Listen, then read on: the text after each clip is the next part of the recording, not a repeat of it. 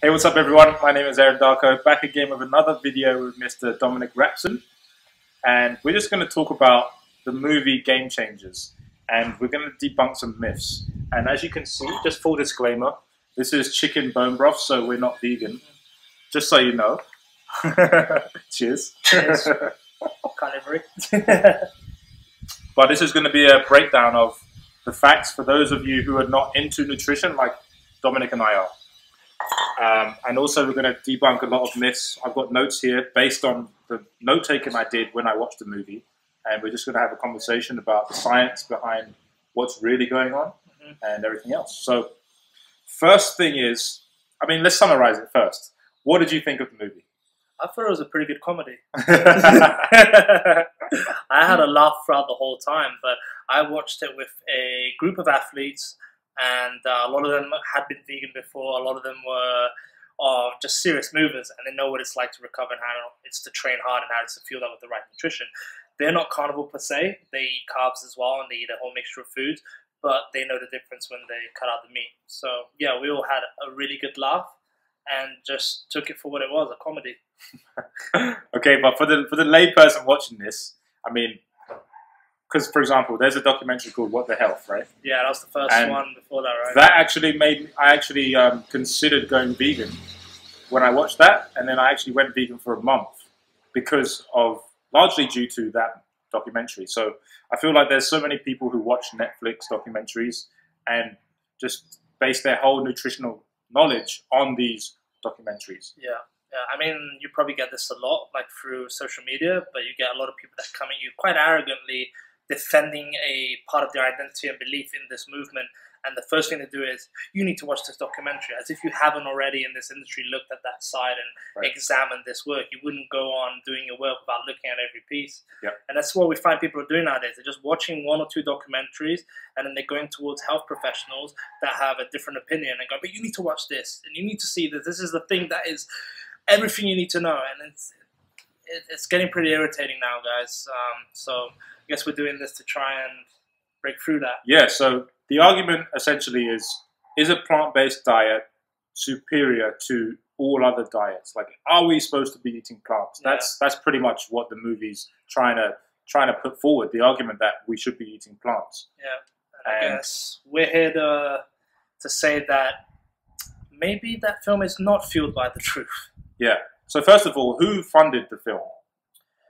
So we have James Cameron, Jackie Chan, Arnold Schwarzenegger, and there was another guy as well involved. But basically, just before I even get to his name, all of the doctors and the directors of those films are heavily vested in plant products that they're saturating the market with, and that they have a huge and a gross profit margin. And the reason behind this film is that they want you to buy that stuff. I'm just going to say that flat out. So, especially James, the main guy, he's got millions invested in pea protein, and a company that invests in protein shakes for plant-based. So that alone says a lot. We have Arnold Schwarzenegger as well that has a lot of financial ties in since having his heart attack as well, but not linked completely by me, and we'll get into that. Has started advocating a plant-based way of eating, but built up his whole career and his fame by eating lots and lots of meat. Yeah, so where's the credibility in that? That's just logical. You don't have to be in the camp to see that. But let's talk about this. So here's the notes from the movie, right? So overall, in the movie, they touch on a lot of cholesterol. They touch on the fact that the firefighters, their cholesterol went down when they went on a plant-based diet. So let's talk about that first of all. So why is everyone fixated on cholesterol being lowered and that being good? What are we missing here? Yeah, as you know, they're fixating on numbers of LDL and HDL, thinking that one's like the villain and one is not too great either. So they're thinking that total cholesterol should be low. Yeah. Which, we spoke in the last video as well, that the eldest population, the more primitive populations, all cholesterol pretty high. We've noticed that having high cholesterol actually builds better tissue. More lean tissue means higher longevity, and we've also realized better brain function as well. And they're trying to demonize it in a sense that they think that it's leading to a coronary heart disease and things like that, such as calcium buildup and plaque buildup in the pulmonary system. but we've noticed that actually a lot of the doctors that are in plant-based, one actually just recently suffered of a heart attack and is in critical care at the moment. We're still seeing that they have a high calcium score in their arteries, and that this demonizing cholesterol, because they think fiber binds to cholesterol, which it does, and to lower your cholesterol means cleaner systems. But they keep forgetting that cholesterol is the makeup of most of your hormones, and it's the intracellular activity that delivers nutrients into your body. So, as we've spoken before, the lower your LDL, the higher rates of depression, anxiety, mental illness, and no effect in keeping your heart safe or stopping you from having stroke and heart disease. Yeah, that's a big one, because I guess the layperson's watching this and they're like, okay, well, I get that, but why is my doctor telling me I need to lower my LDL? What does the doctor not know something? I mean, they're going off of studies that are more epidemiology based. So I guess we can touch on the subject of studies now. Yeah. So one thing the Gamechangers did is that it used a lot of articles. So some of those articles that they claimed were studies are not studies, such as the one as the gladiators. That was taken from an article, and the snippet that they cherry-picked made it look like a study. But actually, we see for anthropology that they still had meat, and a lot of them were slaves, and they were fed this grain diet, and it was not optimal. It was just to build up fat. As you can see, it's very fattening to animals, such as humans and cows, and that they were using that to protect themselves from getting wounded in the field. Fair enough, it's a bulking diet. But the studies that they used were epidemiology. So let's talk about epidemiology, right? Yeah, so what is that for the layperson? Because I didn't know what this was, and I'm in the fitness space. Well, I was in the health space 3 years ago. I started out, and then morphed into like more health, right? I started out in fitness. I didn't actually know what the difference was between a clinical trial and epidemiology, and I was just like, oh, it's a study. Yeah, which is what most people do, right? Yeah. They're like, oh, look, you haven't seen this study on this. So let's talk about that. What is epidemiology? So this is something that we actually learned. Well, I'm not sure about everyone, but when I was going through high school, I'm not sure if you did it as well, but in England and in Brazil actually as well, there was a huge differentiation when I was studying science there, the 3 modules of science, that to do a study in school, you had to learn what was the basis to first get the study started, create then the funding for the study, and then reaching the causation and correlation of what you were looking for. So epidemiology is not a study itself to a sense. Basically, it's questionnaire based. So most of these plant-based studies that people are using, all it is a bunch of questions. People come in, they fill it in, some are even multiple choice. It's that simple. They fill it in. Then these people are left from 5, sometimes even 10 years of doing their own thing, and every few years, or even some are this poor that they come in right at the end and they fill out another questionnaire and take bloods again. And you don't know what in between that time the person has been directly doing. You don't know how much they've kept to what they've been told to do. And you also don't know the variables and such of were they smoking, what are the stresses and poor lifestyle factors they had. But they take in this data and they make a hypothesis. Hypothesis is trying to identify a reason to start a clinical trial. So hypothesis is an assumption. You're using a correlation, which is the pattern from the questionnaire. From that, you're going, okay, our hypothesis is that people eating this, this, and that tend to have higher this, this, and that. But that is not a direct causation. That is a correlation that they've got from a questionnaire. That then gives them entry to get funding to do a clinical double-blind trial. But most of these plant-based studies, especially cited in Gamechangers, did not reach that clinical trial point where it was heavily regulated. They had controls in place. So none of the studies had controls. Without controls, you can't find the exact causation. That's why when you see a lot of these studies that they have, you'll see the title, plant-based correlated or plant-based eaters live longer. That's the title. Then you'll see the methods, epidemiology. People, as you said, don't understand that that's just a questionnaire with no controls, no double-blind trials. It's just people left to their own devices. Then you will read their conclusion at the end of that, and it says, more research still needed. It is possible, but we are not sure. Or it will say, a lot of the time, it'll have the word may come up a lot. So in the conclusion, say, may be possible, may cause, may this and that. But they have no certainty whatsoever. But people are stopping at that, and then using corporate activity to fund pushing that out. It's freaking crazy. Yeah, and it's all over the place as well. So let's talk about the facts of the movie that they presented. So they said in the movie, plant-based diet reduces inflammation by 39% in 3 weeks. Wow. But that based on what? Like, exactly. So, are they doing blood markers and then collecting the samples at the end and just getting them to exchange a load of processed foods? Did they stop smoking? Did they stop alcohol? Was their activity higher? Now, for everyone that I've worked with, and you can then go and meet heals as well and look at all the anecdotal evidence as well, which anecdotal is very important also, but you will see that everyone with the recorded bloods shows a decrease in inflammation, even though meat's supposed to be highly inflammatory. Now, we see those with plant-based, after a period of time, the amount of excess sugar and fiber they're taking is serious markers of inflammation. Also, because when you start disrupting the lining of your intestines, you have higher histamine and inflammation reaction because you have more food seeping through into your bloodstream. There's a lot of things that they don't cover. So why was the inflammation markers down? What particularly and exactly were they eating, and what did they remove in exchange for this? Yeah, that's another thing. So when you eat animal products, you start to form plaques in the coronary arteries. And this is from Dr. Kim Williams, who's president of the American College of Cardiology. So she's saying that when you eat animal foods, this is a she's not a cardiologist, but she's a doctor. You get plaques in the coronary arteries. So how can someone that high up be talking about? Well, we can start talking about how they're being funded, but also it's quite poor to look at. It's also something that needs to be discussed, because vegans are on the attack as well. Well, your studies are funded by the meat industry and blah, blah, blah. Yeah. Actually, a lot of the funding comes from universities, and yes, they have some of each industry type funding. This is necessary because any corporation that is selling a product will pay for funding, because the ones that are legit, they want to find out what it's doing in order to advertise, want to know how to sell, to know if the product's even legit. So each side is going to have funding from its particular type of source, because you need them to fund in order to get to the clinical trials. So to say that just because it's funded by the meat industry or because it's funded by the plant-based isn't that relevant.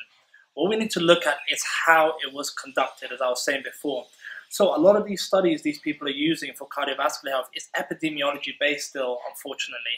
So for example, they will look at a group of meat eaters, but they won't specify what a meat eater is. Is a meat eater a person who's only eating meat in between two buns, in between sugary sauces, in between loads of oxalate vegetables such as lettuce, root vegetables such as potato and sweet potato on the side with it, and then a big tub of Diet Coke or sugary Coke? These things are being differentiated. So when you have a mix of these foods, and you're mixing especially fat with sugar, it's highly inflammatory. That mix is diabolical and it's highly addictive. So if you're getting a load of free-flowing triglycerides, which is one of the heaviest markers, heavy flowing triglycerides in the blood collects, and then if you have inflammation from sugar and consistent carbohydrate abuse, you're going to inflame your arteries and you're going to get a high coronary calcium score. Yeah, so basically she was saying how saturated fat from the animal products is going to cause your plaque in the arteries, which we know is false. Yeah. Because we eat a lot of meat, and if that was the case, we would have died a long time ago. Yeah, and we have loads of people that are eating meat only and not having a problem with that. We have people 20 to 30 years into this, and they're thriving. There's no signs of degeneration. They're aging well, so they're not becoming frail. They're not injured. They haven't got any chronic disease or any signs of deficiency. Yeah. But yeah, I mean, they're linked to saturated fat. Is what is it being mixed with? It's the same thing that you hear all the time from your clients and people you work with, which is, oh, you know, I ate meat and I feel so heavy now. It's like, was it the meat, or was it because you ate a hamburger in between two wheat buns and you had sweet potatoes with it, and you're not differentiating that that's what's making you heavy? And that's not a good mix. When you're mixing such things like that, you're creating so much inflammation. It's not the saturated fat on its own. Yeah. So let's talk about heme iron, because Dr. Helen something, hematologist. The hematologist, yeah. She said 1 milligram of heme iron increases CHD by 27%. Average burger patty has 2 milligrams of heme iron. Mm-hmm. So she's basically advising people to stop eating meat because there's too much heme iron in it. It's crazy that they went after heme iron, when majority of the vegans we see long term are extremely iron deficient, and it takes them 3 to 4 months to be able to accept the iron levels back into their body and to be able to assimilate it properly. So that's crazy. That, you know, it's funny that the people on this veganism on this side, it's like they're completely blind and they don't want to look to the people that are thriving or to the people that have failed in veganism. It's like it doesn't even exist to them. Yeah. But I've worked with many anemics, and guess what? Unfortunately, they all came from veganism. Now, how can you attack heme iron when all of the heme iron from animals is extremely bioavailable and it doesn't tax or leach any of your minerals to go into your body, unlike the non-heme iron that you're getting from cruciferous and leafy greens, which is extremely taxing in your body, and your body cannot assimilate it properly. Now, when they're attacking heme iron and they're saying about the dangerous factors of it, that elevation from when you're getting heme iron is not all the time. It's only for like a few minutes to hours after you've eaten. It's not something that stays elevated. So it's completely ridiculous claim. It's just crazy to me how these people who are obviously well studied, they have these titles, they've spent years of their life devoted to this, and they're coming out and saying these statements which are basically untrue. Yeah, I mean, it's just a lot. This whole film is just cherry picked, and it's just a load of crap just thrown in and made to look pretty. And it's sad that it seems that a lot of people these days have a bit of a learning disorder and lack of critical thinking to go, hold on a minute, something doesn't add up here. Like, for example, how they did the test, which I don't even know what to call it. That's not even epidemiology. It's worse, like the burrito test. So you don't control... Wait, what test? With the burritos? Oh, the burrito test. Burrito, that they use for the erections and that they use for the blood serum. Yeah, so if anyone hasn't... So, one sec. If anyone hasn't seen the movie, so in the movie they have this test. They test 3 NFL players, I believe, or NBA players. And they each have a burrito. So they have a meat-based burrito, and they test their blood sugar levels. Right? They test their blood. Yeah. They do the, what's it called, the plasma. Yeah, where they just stir up the blood, yeah. Yeah. And then they tested that the next day after they ate vegan burrito. And there was differences in their blood. And it's just full of fallacies, though. Because, so you don't control anything about their lifestyle factors. You don't record anything of what they ate beforehand. And you measure over one night. Do you guys not see the issue there? You guys see how that is not a proper trial in any way? How... If they had done it for 2 to 3 weeks and controlled all the variables, then that could have been a proper study. But then they wouldn't have found what they were trying to promote.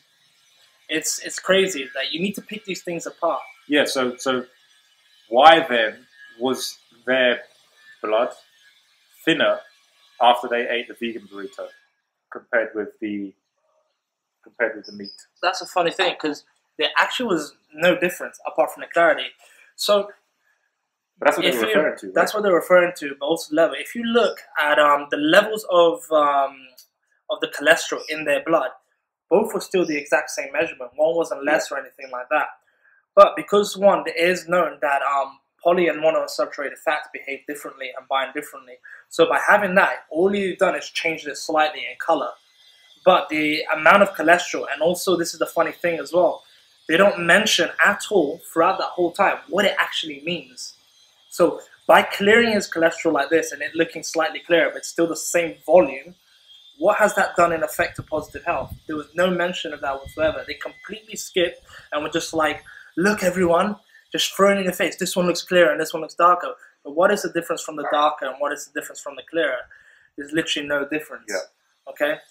The total amount of cholesterol, and this is something they don't cover, and the HDL and LDL and triglycerides, they don't cover anything at all with which one means what. They didn't educate anyone into, okay, well, this one now has slightly less triglycerides, and this one has slightly more HDL. There was no breakdown whatsoever. So it means nothing. So let's talk about the guy, Lucius Smith, former NFL player. He's 60 years old. Mm-hmm. He's the guy that said, my grandkids have trouble keeping up with me. And he's been plant-based for 10 years. Blood pressure went down after they made the switch. Reports more energy, more than youngsters. Yeah. So 10 years of vegan, and he's 60 years old. I should go vegan. I mean, I agree that he would experience all those things. It's a no-brainer. But like, he's 60 years old, and he's been plant-based for 10 years. So, how many years was he on animal products? You do the math logically. Let's just say 50 then. Yeah.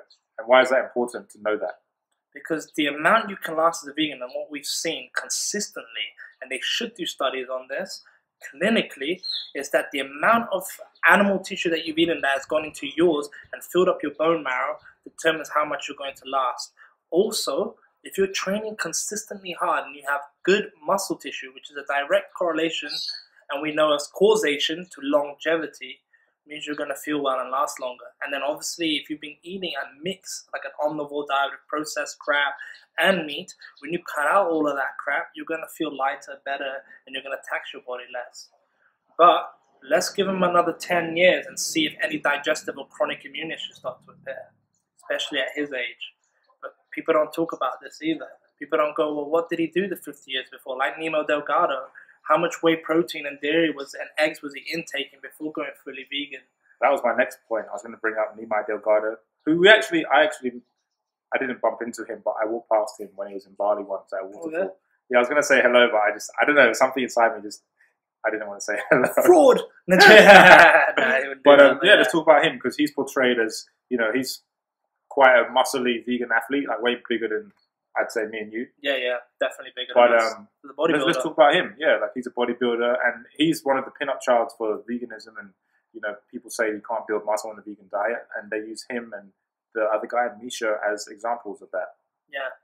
It's fun. It's a good topic to get into the athletes now as well, and regarding them. Like, Nemo Delgado is nowhere near as big as his competitors. Yes, you can build muscle on any diet. People build muscle eating ice cream and loads of crap.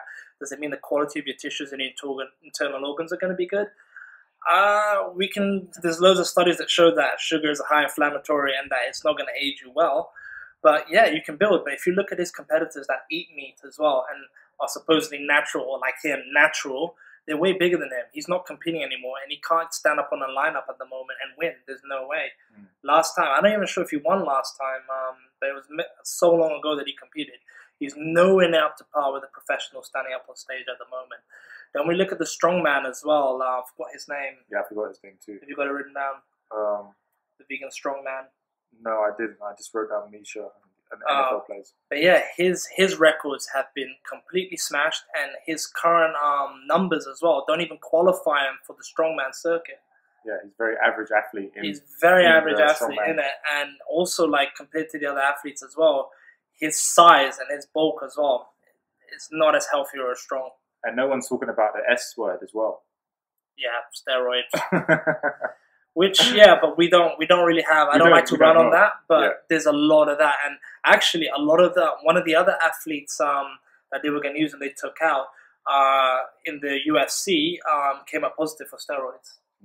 And then the Nate Diaz thing as well. Oh yeah, so actually, he's more pescatarian now, I believe, or was pescatarian, and they said that he won because it was just complete fallacy. So you want to say that he won that fight because he was a plant eater and the other guy was a meat eater, but he then lost to that same guy a few months later. Yeah. No mention of that. And then he just lost recently badly to another meat eater. But it's like saying that one lost because he ate meat. There is no science behind that. Yeah. And they cherry-picked one of his sentences saying that he ate too many steaks and that's why. But no, he was just saying that he ate too much in general. And it made his cutting and his performance different. But it wasn't because he ate too much steak. Yeah. Plus, they don't refer to skill sets either. Like the fact that he was really good at jiu-jitsu, Conor McGregor's not good at jiu-jitsu. There's so many factors there that they hit. Yeah. So many. So we got... Oh, and also the Olympic weightlifter.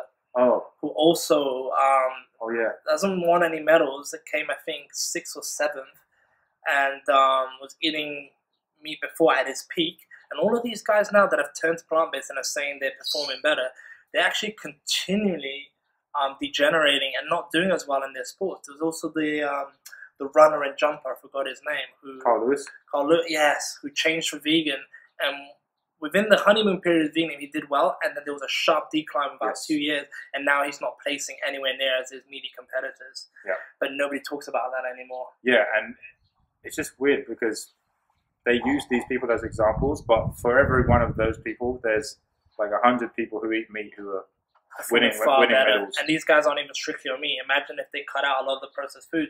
Like Usain Bolt was eating chicken nuggets every day. Yeah. Chicken nuggets are terrible for McDonald's chicken nuggets. So imagine if you actually ate proper high quality meat and only that. there's room to argue that there's so much more potential in the health, longevity, and performance reach. Yeah, and they said if you eat animal products, you have a higher risk of cancer, diabetes, and heart disease. And that's a really scary statement. That's a bold statement as well. That's what Dr. Richard Wrangham, Chair of Biological Anthropology at Harvard University, said. Here we go again with the epidemiology. So I want you guys to go on Google, or DuckDuckGo, whatever you have, and search meat and cancer. And don't look at articles, because the articles are just regurgitating the papers, just how they did these articles in the Gamechangers and pushed them out of studies.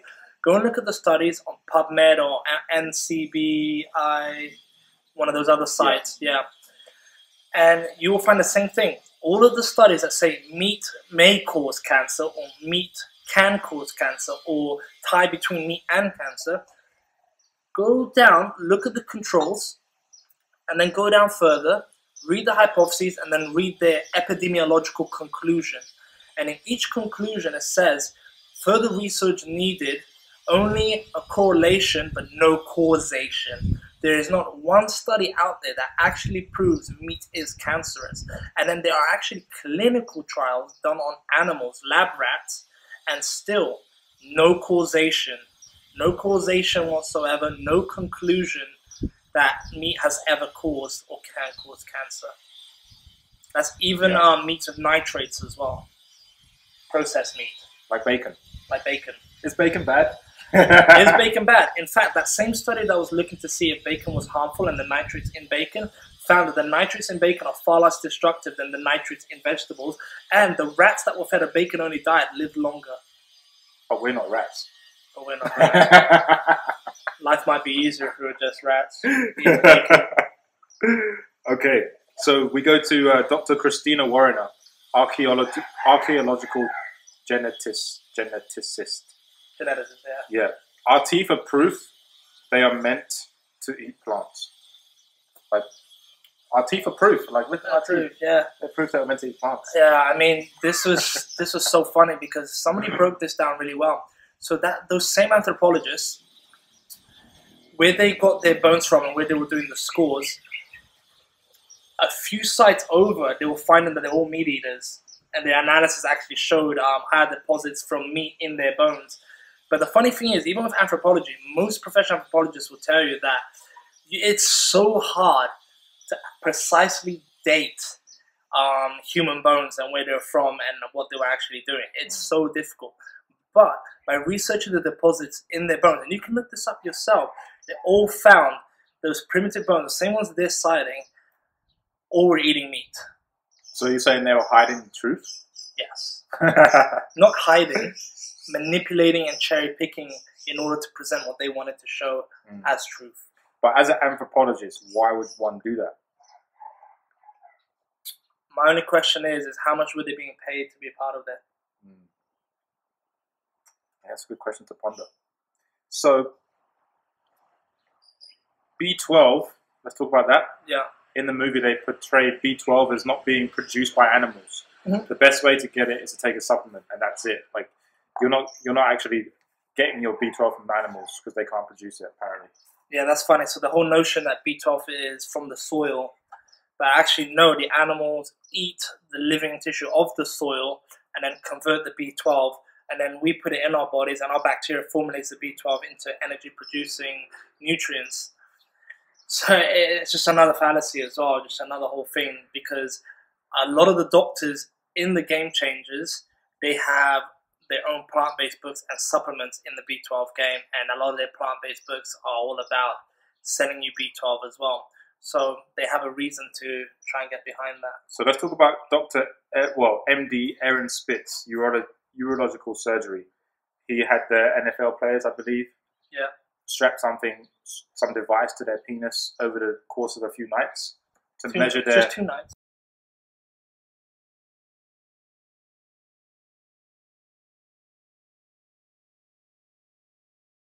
So yeah, look up at the studies.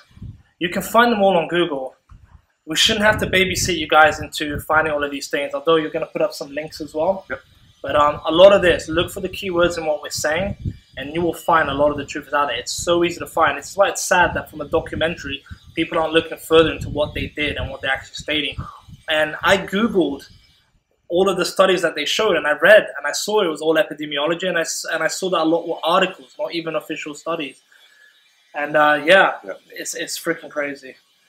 So chicken, eggs, red meat, and dairy contain estrogen. So therefore, I should not eat those things because soy doesn't contain estrogen. That's literally what they said in the movie. That's crazy. Yeah. When you look at the molecular structure, you can see that it has estrogenic factors as well. But yeah, I mean, when they're talking about estrogens, they're talking about the hormones and things pumped into the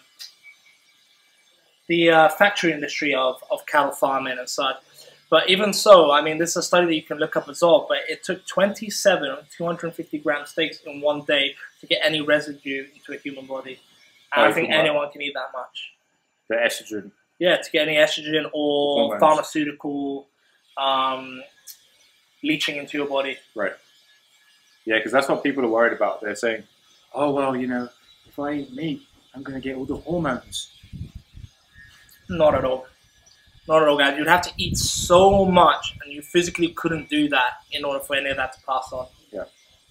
So they said drinking cow's milk can increase a man's estrogen levels by 20% in 1 hour by dropping testosterone by 18%. That's what they said. Yeah, I don't even know where, like, that's actually one I should look into, but I'm guessing as well that's either just a crazy article written by someone or it's epidemiology with a small number of people and it makes no freaking sense. Yeah. And I bet they didn't show, I don't remember them showing at all any more further than that statement. No, they didn't. So it's funny that if something's fueled by the truth, why are they not then presenting all of the facts and where it's coming from and how it was done in the movie, or at least links to it? Why are they hiding so much of this? Yeah. But dairy, in fact, there was just a study that came out with infants and showing that dairy is actually far more hydrating to infants than water.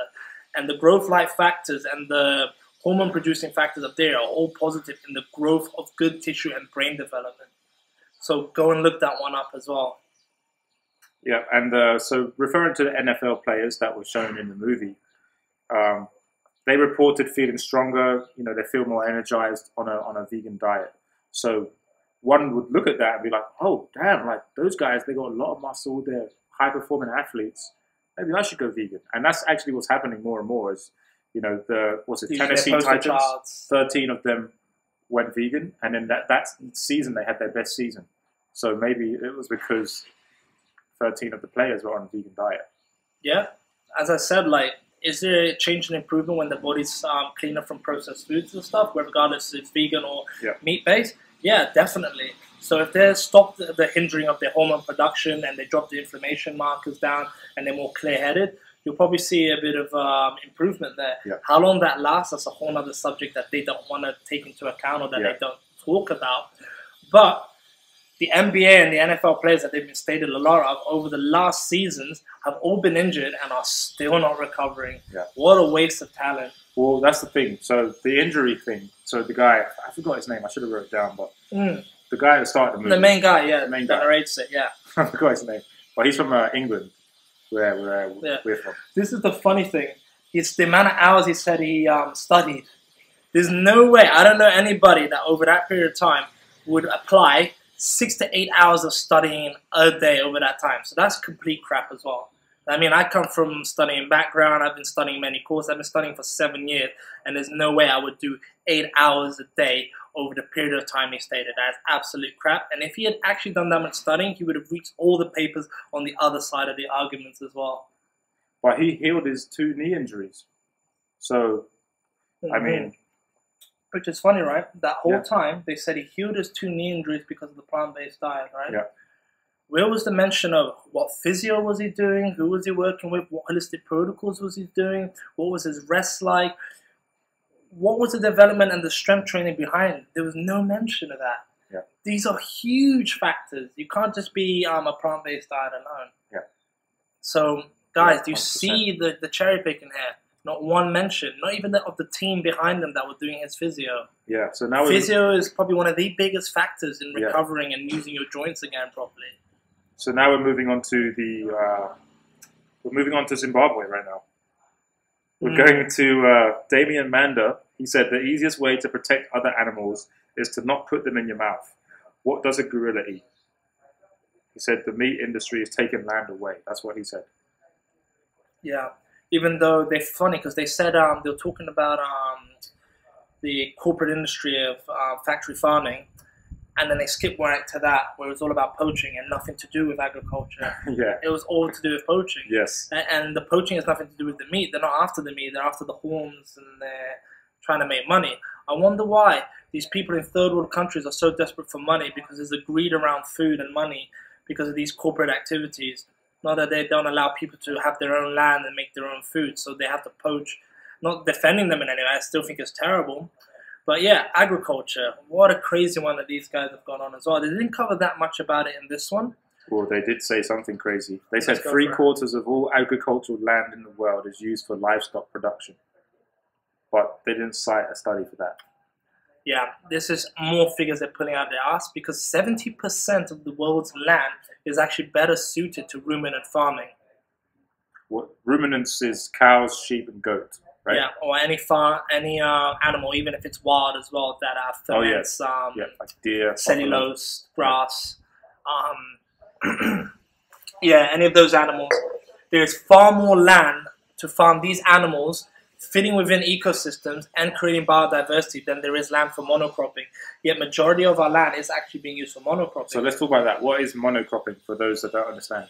So monocropping, and we'll talk about land clearance on both sides. So monocropping is creating fields and dredging them and making a cycle that can only grow one type of vegetable per field. Then it's irrigated with different water systems, and then it's fertilized by man, and it's controlled with pesticides and hunters in order to keep that product growing and harvested. That's what monocropping is. And year after year, they have to then till the land, remove the soil, re-fertilize it with chemicals, and then they start the whole process again. This, over many years, ruins the water retention, which causes desertification, which we're seeing now. Ruminant farming reverses desertification, creating more land for crops, bushes, and biodiversity for animals to come back in and still feed a population with the end product, which is meat.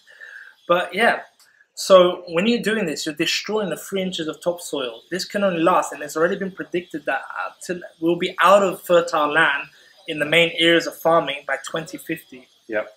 So our generations won't even be able to farm crops properly unless we keep coming up with more poisonous, crazy chemicals that were actually developed from companies from the World War that were used to gas us in the first place. Now they're just gassing animals and creating crazy concoctions that then run into the river, kill all the animals in the liver, and then runs into the ocean and creates algae spurs and changes the pH and oxygenation of the ocean. Yeah, but at a fundamental level though, isn't it? Because when we take plants out of the ground, we're not putting anything back in the soil. No. So if that continues, we're going to end up with a lot of desert land. Exactly what's happening. And in Africa, they're giving farmers a lot more cattle and promoting them to raise more cattle because it's transforming the land again. And there's also a study done with elephants, which you can look up as well, how they started culling elephants because they thought the elephants were destroying the forest. Yeah. After a few years of the elephants being removed, the land started drying up. The water retention, the nitric and water vapor cycle with the carbon was no longer there. And now they're using carbon as a bad thing, but everything is carbon. We're carbon, the soil is carbon, you need carbon. Our plants and forests thrive with the highest amount of carbon dioxide in the air. It's a necessary cycle. There is nothing wrong with carbon. So cows help to keep carbon in the ground and keep the ground flourishing with their defecation, their blood, and other species diversities coming in, like the insects and the birds and the rodents. And there's way more land to do this with. And they want to say that cattle also uses up more water, but most of that water is free water from the sky as part of the cycle, and very little of it is man-made water or man-made water systems as maintenance. Yeah, so the last few points. So they said meat, egg, dairy, and fish farming use 83% of the world's farmland, yet provide only 18% of the world's calories. And again, I don't think there was a study cited for that one. No, there isn't, which is crazy because now the land clearance for animals is completely different because what they're using is grasslands. So there's still trees around and there's still retention of water and there's still patterns and there's still biodiversity because cows, rabbits, rats, insects, birds can all live simultaneously together on the same land. So it's a different type of clearance. Now, cows, when smartly rotated through these pastures, actually keep the soil healthy, which can then be exported or used for growing other crops and for fertilizing other places that need the fertilization due to drying of weather. So it's more consistent with the change in weather patterns as well to farm ruminants than it is to do crops that are constantly in a place where it's drying and you're trying to use more water to keep the soil the same.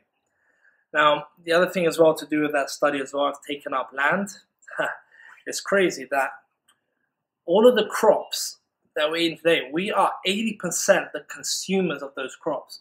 The animals have the 20%. And funny enough, that 20% is byproduct that is inedible by humans. They're eating the leftover parts of the wheat and the soy crops that is inedible by humans, and they're perfectly adapted to eat as grass family, and they can break it down and store it as fat. So this whole fallacy that we make the forest, all of this land to feed cattle is crap. They've got all of their natural abundant food all around the planet in places where you can't grow crops. Yeah.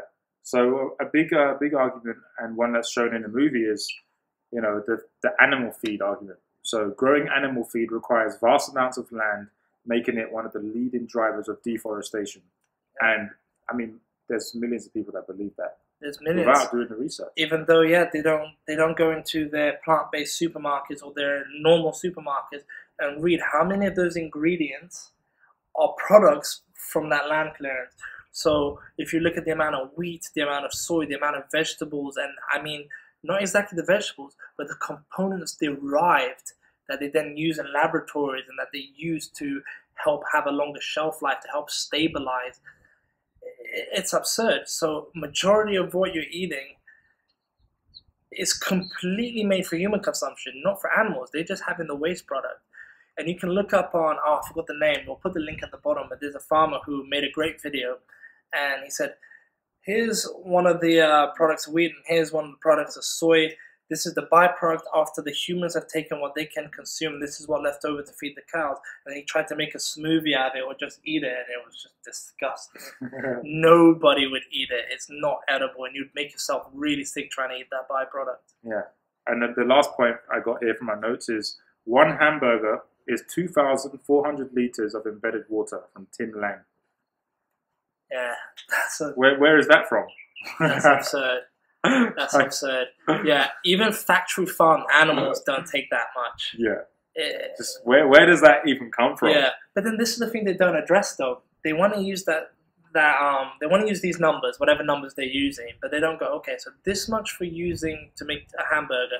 But they don't say that it's nearly or as much the same in their numbers, to make wheat. But then if you think of the hamburger and the wheat, which one is more nutrient dense and which one's going to sustain somebody for longer, pound for pound? It's always the meat. Yep. And you can look at this nutrition, you can Google and look at the nutritional benefits per the ounce and compare the two, or per the gram, or per the pound. That's said pound, right? Yeah. Per the kilogram or whatever. You can look and see which one's more nutrient dense and which one would feed for longer in a longevity and health aspect. So I guess, like, in summary, what are we saying? We're saying plant-based diet is, because there's three arguments, right? There's the moral argument, there's the political argument, and there's a nutritional argument, right? Yeah. So most people go to convert to plant-based because of those reasons, but we just basically nuked all of those arguments. Like, they're non-starters. Yeah. Unless you're morally doing it, and that's your own deal. Like, if you're morally doing it because you really feel like the energy is bad, then that's cool, do it. But nutritionally and environmentally wise, nothing about that documentary is fueled by the truth. Yeah. And I mean, we're just putting in a nutshell here. I didn't want to get too scientific or too specific because we've already been talking for quite some time. But you can look up all of these points and look up the points made in Gamechangers and look at the studies they've referenced and use now with what the knowledge we've equipped you with about epidemiology and clinical trials, and then start to see the pattern of how many epidemiology and how many false or inadequate studies in their methods and controls in that movie, and start to see the difference, and then start to look at the other side and start to look at the keywords about what we spoke about and some of the studies I've asked you to Google, and have a look how they're done and compare the two, and you will do your own learning and you will see for yourself the huge cherry picking fallacies and strawmans that they're making out of the meat industry and meat consumption, and the cherry picking and the pricking of plant-based nutrition for high performance. Yeah, and also just understand that if you're eating a bunch of processed food right now and you're thinking about going, for example, vegan, you're going to see some positive changes from doing that, because you're going from eating a bunch of processed inflammatory foods like high sugar, high fat mixed together, and you're going from that and dropping that and eating more whole foods. So that change is going to bring about change in your body. You're going to start noticing your skin's going to be clearer, maybe you're going to feel lighter. Yeah, it'll clear a bit. Over time, the nutrient deficiencies as a result of having a vegan diet, which actually is not fully beneficial for the human body long term, and this is just factual information because you're actually not getting certain nutrients from the vegan diet. It's a starvation diet, so you're starting to eat it yourself, which is detoxifying, which is cleansing, because you're eating at certain parts of yourself through autophagy. You're generally lower calories than before.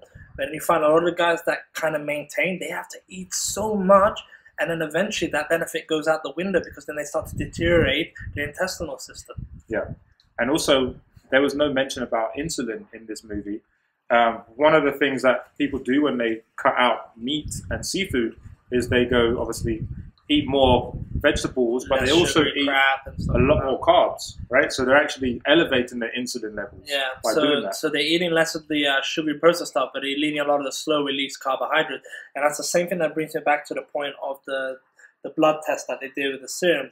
No mention of insulin or cortisol within those blood markers and inflammatory markers at all. Yeah. It told absolutely nothing. It was just something that they thought looked impactful, and it clearly was. Yeah, and for the reason why we made this video, and the reason I brought Dominic on to share his knowledge, is because this is the reason why we're doing it, because there's so many people, and you and I have both seen this, who are on the fence, who literally just watch a documentary and then base their whole nutritional needs off that, and then go to the supermarket and just go straight in based on epidemiology, not real science. So we just wanted to give you the facts, and you can go ahead and do your own research. And hope that helps. Share it with your friends, share it with your family. We're just trying to help. We're here. You might think that this is our opinion, because a lot of people do. We get it every day.